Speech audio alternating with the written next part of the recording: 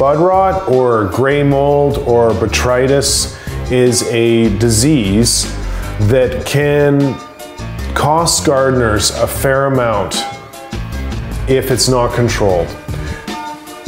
With indoor cannabis production, we've really pushed the limits of what is possible with regarding flower size, for example.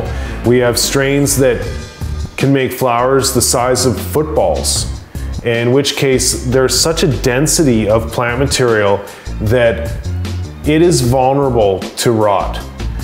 There are some environmental conditions that can contribute to flower rot, like for example, overwatering, overcrowding, high humidity, spraying your plants when the lights are off, these type of things. If it's been in the garden before, if that strain is susceptible to it, then it's certainly something we have to pay attention to.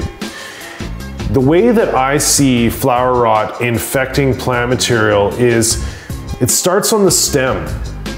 These gray molds, they're the same molds that are responsible for damping off. That's when a small plant or a plant is overwatered and it rots at the base of the plant. Or when we see like a gray mold creating a soft spot on the stalk, this is also the same pathogen that can actually begin to rot our flowers. So what it does is it gets on the stalk during the beginning stages of flower. Then the flower forms around it and it will actually rot the flower from the inside out. And a lot of times we don't even know how bad the flower rot is until harvest day, upon which time we start going through the plant material and our harvest isn't as good now as we thought it was going to be.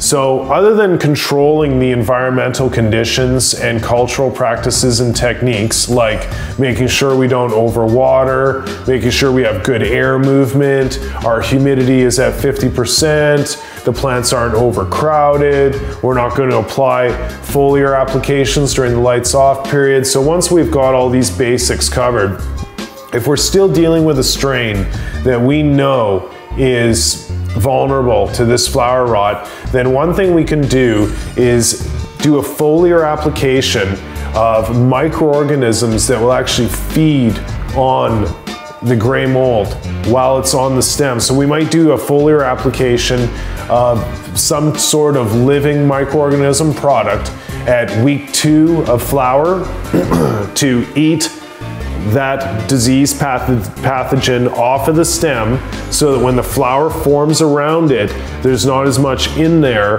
to actually start rotting that flower from the inside out. We could do a couple applications of these beneficial microorganisms, maybe week 2, week 4. I've even been told by some of my clients that applications on the actual flowers themselves later in the process minimize the destruction that the gray mold was able to wreak upon their given crop.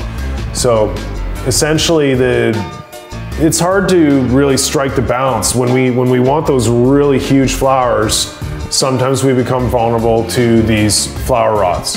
But in any case, we can do our best to prevent it and preserve the integrity of the cannabis flowers we're producing.